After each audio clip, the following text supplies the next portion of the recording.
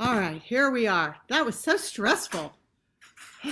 You have no idea. I'm so sorry for the delay. I don't know. I was able to do it. I was able to do it last time with no trouble, and then I don't know technology. I'm not the only one who's frustrated by this. So some of you are here. Oh yes, I see some people. Good morning. Sorry for the delay. Really, we need a technology department, but there isn't one. There's just me. So, good morning, my darlings. I am so glad that you are here. I am going to be reading the first chapter of The Restoration of Celia Fairchild to you, and I'm so excited to do this. I've never read part of a book before; it's been out before, but I love this book with all my heart. Can't wait for you guys to be able to read the real thing on March 2nd. By the way, just a couple little housekeeping things. Uh, I would love it if you would pre-order The Restoration of Celia Fairchild. It's available everywhere, but if you go on my website to my calendar, there's a lot of wonderful independent bookstores who are sponsoring my live and virtual tours.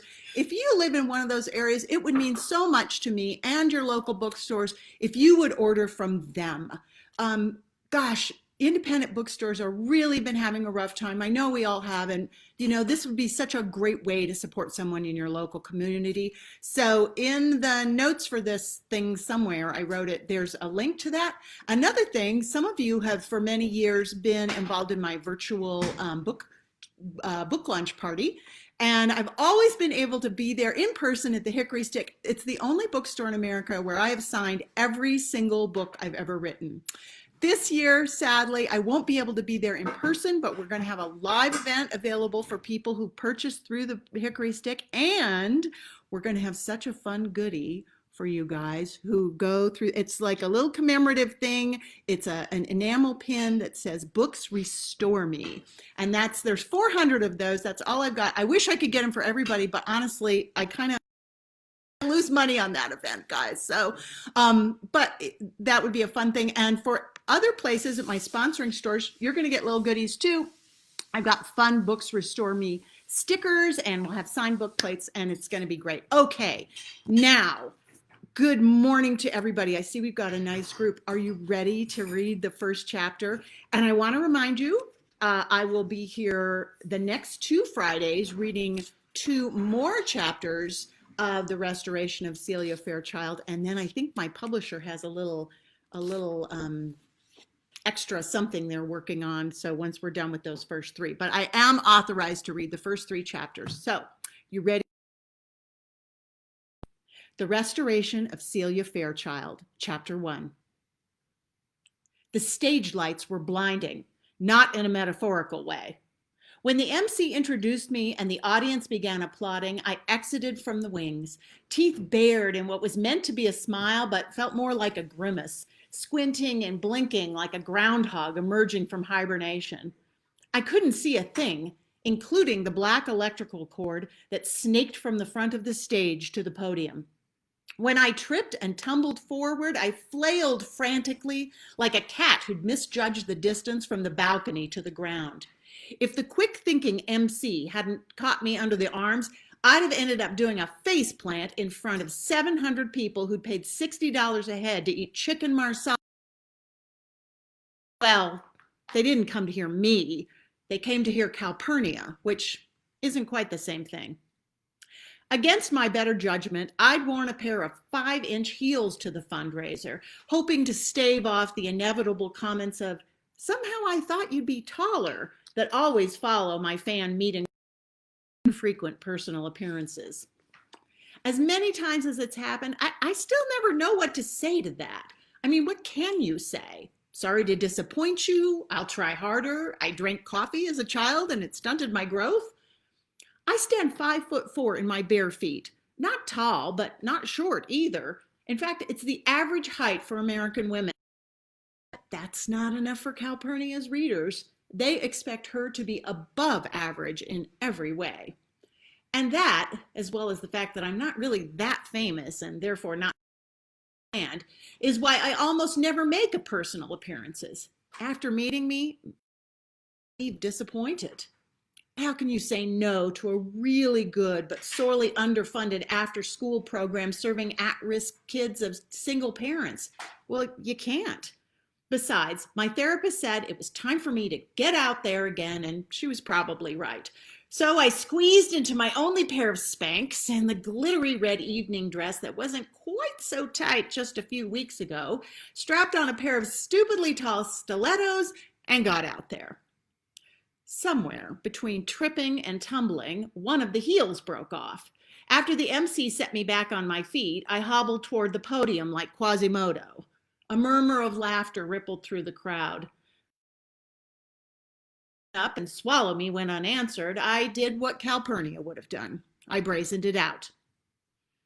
Gripping both sides of the podium, I leaned forward so my mouth hovered just in front of the microphone and drawled, "Well, what can I say? I always did like making an entrance." The crowd laughed with me instead of at me. I smiled. Guess I don't need these anymore, do I? I reached down, slipped off one shoe, then the next, and tossed them to a 50-something man in the front row who, thanks to the sparkly green vest he wore under his tux, was the only person I could actually see. "Here you go, sugar. They're just your size."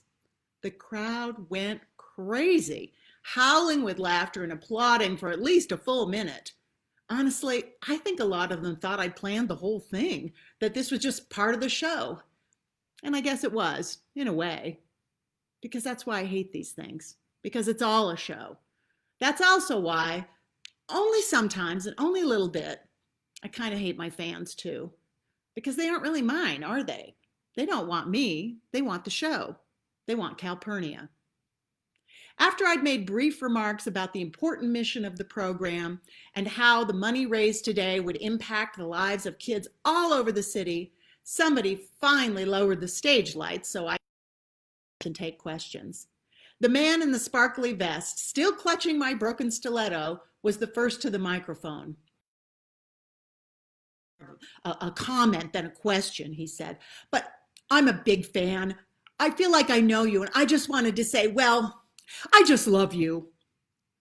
See what I mean? How can he love me? He doesn't even know me. And I've had enough of that.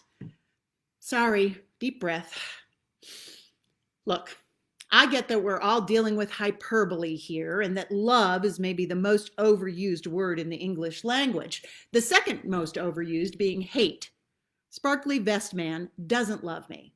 He likes me, or more accurately, he likes what I write.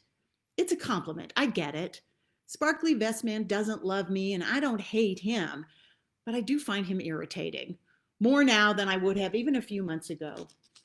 It only took $5,000 and 4 months of counseling with a slightly cruel therapist for me to understand that the reason I keep getting my heart broken is that I am desperate, too desperate, to regain what was taken from me so many years ago. And desperation will make you do dumb things, like ignoring red flags and the warnings of. But none of that was Sparkly Vest Man's fault. So I smiled and said the only thing I could think of to say, "Well, I love you too, sugar." And then took the next question and the next and the next. They asked me about finances and fiancés, former wives, wished for careers and thwarted dreams. But really, they were all looking for the same thing: hope and a way forward. As they came up to the microphone to tell their stories, irritation gave way to tenderness and then admiration. Their vulnerability was touching, and as I thought about it, really kind of brave. If I were as brave as they were, maybe I would have lifted up my hand and stopped them mid-question and told them what a mess my life is, what a mess I am. But I'm not that brave, and even if I were, how does knowing that help them? I did my best. I listened to what they were saying and what they weren't saying, and tried to be the Calpurnia they were counting on, pointing them in the right direction. It's crazy that talking should be so exhausting, but it is. The audience started to applaud. I was grateful when the MC said that we'd run out of time. The more. I smiled and waved and walked into the wings in my bare feet with the hem of my glittery red evening dress dragging behind me, carving a dusty trail onto the black stage floor. Backstage, the executive director of the program found me a pair of flip-flops, the thin, flimsy kind you wear for pedicures, and then put me into a cab for the ride back to my apartment. The driver was kind of chatty, but I deflected his questions and closed my eyes, making it clear that I wasn't up for conversation. The only thing I wanted to do was get home, take off the glittery gown with the dirty hem, extra from the boa constrictor death grip of the Spanx, and go to bed. I was tired, so tired, that I thought about letting the call go to voicemail. But no matter how hard I try, even when the screen says number unknown or possible spam, I cannot ignore a ringing phone. There's this thinks or maybe just hopes it'll be good news. Either way, I can't stop myself from wanting to know. Months would pass before the verdict was in on good versus bad. But from the moment I answered that call and a voice said, "Ms. Fairchild, this is Ann Dowling. I'm an adoption attorney," my life would never be the same. Well, that is chapter 1, my friends. I hope you are intrigued enough to want to join me again here next week. We're going to leave this up, and I think we're going to put it, well, someone's going to put it. I'm not, as evidence this morning, technically I have challenges. Somebody will put it up on YouTube later. So thank you for joining me. I hope this has gotten your Friday off to a good start. I hope you have a great weekend, that you stay safe, stay well, read a good book. See you again next week. Bye, gang.